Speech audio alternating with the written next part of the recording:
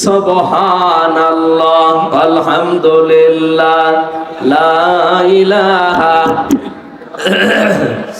সুবহানাল্লাহ আলহামদুলিল্লাহ লা ইলাহা ইল্লাল্লাহ। জবান খুলে পড়েন সুবহানাল্লাহ আলহামদুলিল্লাহ লা ইলাহা ইল্লাল্লাহ। সুবহানাল্লাহ আলহামদুলিল্লাহ লা ইলাহা ইল্লাল্লাহ। লা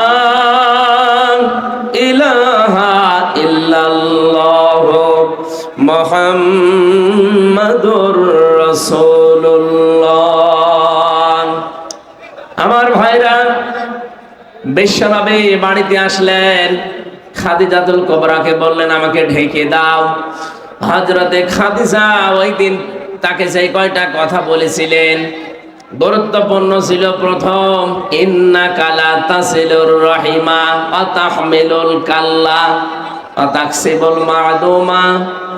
হে আমার স্বামী, হে কাসেমের পিতা, আপনি ভয় পাবেন না। কোন জ্যেষ্ঠ জিন পরী এগুলো আপনাকে ভয় দেখাতে পারে না, কারণ এই পৃথিবীতে আপনি মানুষের সম্পর্ক রক্ষা করে চলেন। পাবনাবাসী হযরতে খাদিজাতুল কুবরার এই কথা থেকে প্রতীয়মান হয় যে মানুষ আমরা দুনিয়াতে মানুষের সম্পর্ক ঠিক রাখতে পারি, বিশেষ করে আত্মীয়তার সম্পর্ক, রক্তের সম্পর্ক, দলীয় সম্পর্ক, জনগণের সম্পর্ক, এগুলো যারা এই পৃথিবীতে আমরা ঠিক রাখতে পারি তাদের ভেতর থেকে যত রকমের ভয় আছে আমার আল্লাহ নিজের পক্ষ থেকে দূর করে দেন। বলেন সুবহানাল্লাহ। এই কথাটা জানাতে এই রজব মাসে বিশ্ব নবীকে এখান থেকে লক্ষ লক্ষ মাইল দূরের পথ 27টা বছর তাকে আল্লাহ নিজের কাছে রেখে মাত্র 14টা জিনিস যে তাকে শিখিয়েছিলেন, তার প্রথম নাম্বারে এই সম্পর্কটা রব্বুল আলামিন তাকে জানিয়ে দিলেন, আল্লাহ রাব্বুকা আল্লা তা'বুদু ইল্লা ইয়্যাহু ওয়া বিল ওয়ালিদাইনি ইহসানা। খুব ভালো করে শুনবেন। 53টা বছর, 40 বছরে তিনি নবুয়ত পাওয়ার পরে 13টা বছর জুলুম, অত্যাচার, নির্যাতনের স্টিম রোলার তার উপরে চলছে। তিনি 3 বছর শিয়াবে আবি তালিবের 3টা বছর তিনি জেলখানায়ও ছিলেন। এই কঠিন পরিস্থিতির পরে আমার আল্লাহ তাকে সুসংবাদ দিলেন, হে নবী, আপনাকে আমি সামনে একটা কল্যাণময় রাষ্ট্র পরিচালনার দায়িত্ব দেব। এই জন্য যেদিন হিজরত করার সময় তাকে আল্লাহ নিজে শিখিয়ে দিয়েছিলেন, মিল্লাদুনকা সুলতানান নাসীরা। হে নবী, আপনি এই কঠিন মুহূর্ত পার করবেন। আজকে চারিদিকে 24 জন কাফের আপনাকে ঘিরে রেখেছে। আপনার বাড়ি এখান থেকে পথও সেরকম না, বিশাল কঙ্কটা কাঁটাযুক্ত এরকম কঠিন একটা পথ আপনাকে পাড়ি দেওয়া লাগবে, প্রায় 600 কিলোমিটারের মতো, 450 মাইল। এই বিশাল পথ পাড়ি দিয়ে যেখানে যাবেন ওই জায়গায় আপনার সব লোক আপনার পক্ষে না। এই বিশাল কাজ কারবার গুলো করার পর একটা রাষ্ট্র আপনাকে আমি আল্লাহ উপহার দেব। এই জন্য দোয়াটা আপনি আমার কাছে করেন। আর যারা কথা বললেই বলেন মাওলানা মানুষ, হুজুর মানুষ, পীর সাহেব মানুষ, এরা ময়দানে আসবে কেন? এরা পরিবার, সমাজ, রাষ্ট্র নিয়ে এরা কথা বলবে কেন? কথা বলতে গেলে এদেরকে আপনি ধর্ম ব্যবসায়ী বানিয়ে দেন, এদের নামে আপনি এই ট্যাগটা দিয়ে দেন। ভালো করে শোনেন, আল্লাহ নিজে নবীকে শিখিয়েছেন যে আমার কাছে দোয়া করেন যে একটা কল্যাণকর রাষ্ট্র ক্ষমতা আমাকে দাও যার ভেতরে তোমার সাহায্য থাকে।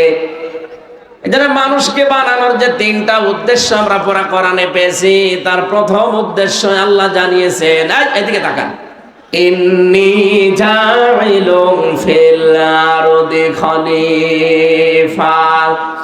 ফেরেশতাদেরকে আল্লাহ বলেছিলেন আমি পৃথিবীতে মানুষ পাঠাতে চাই। কি হিসাবে পাঠাবো? আমার খলিফা হিসাবে।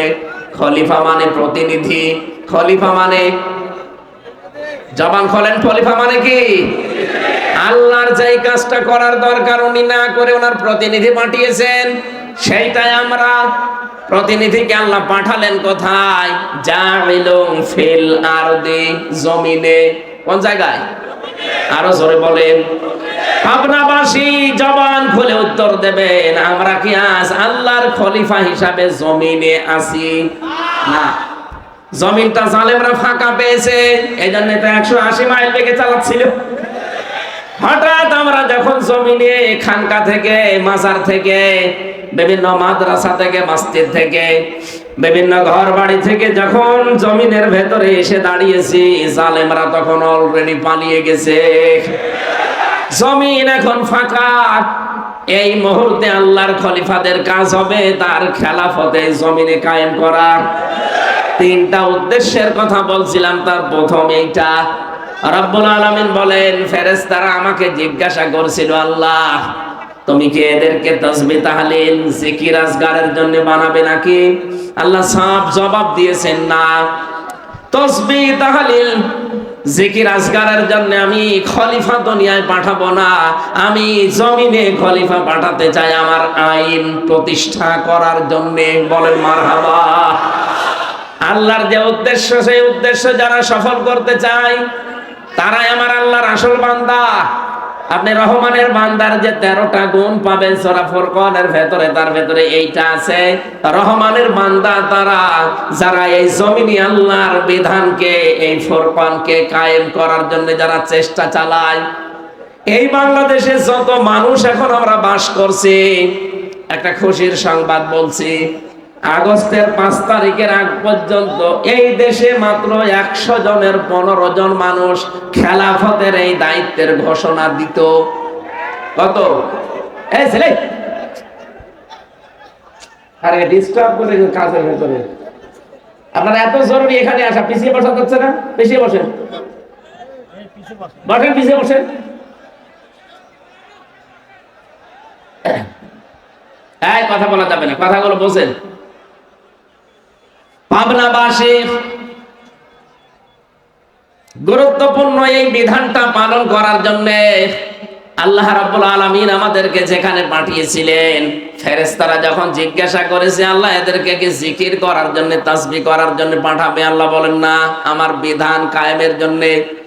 এই জন্য ফুরকানের থেকে যে উদাহরণ দিলাম, রহমানের বান্দা আমরা যারা এই দেশে আছি দাবি করতাম এতদিন, আমি একটা জরিপ পেয়েছিলাম, 100 জনের মাত্র 15 জন চাইতো এদেশে আল্লাহর বিধান কায়েম হোক আগস্টের 5 তারিখের আগে।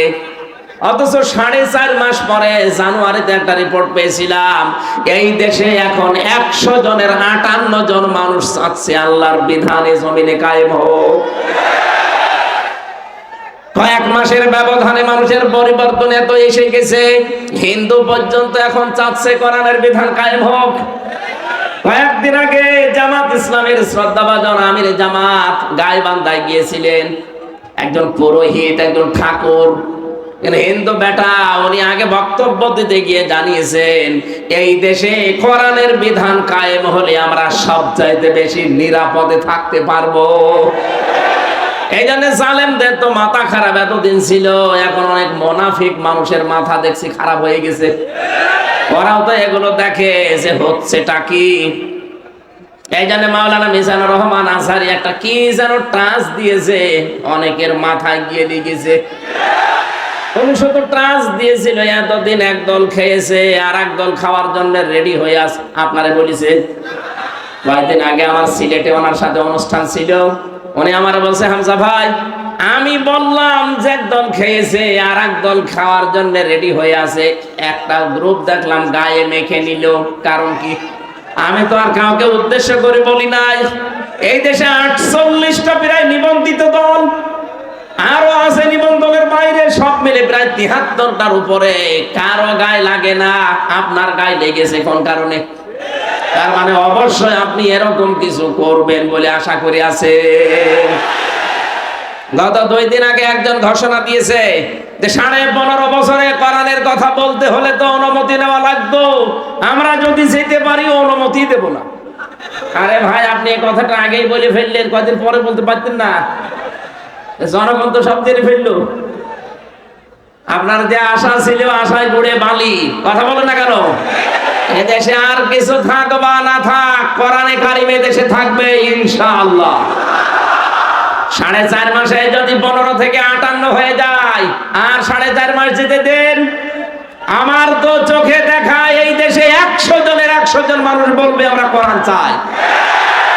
আমরা চাই না, কারা চান দেখি? লিল্লাহি তাকবীর।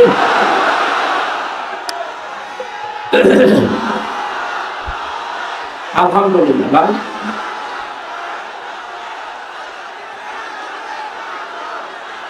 আমার ভাইরা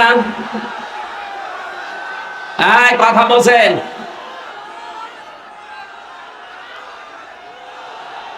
কোরআনে কারিমের এই বাতাস আমি বাংলাদেশের 630টা থানায় আমার কম বেশি যাওয়া হয়ে গেছে।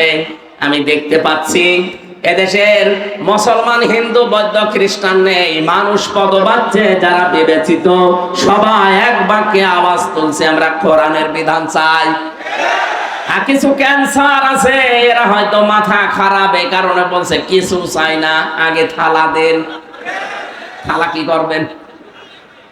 আমার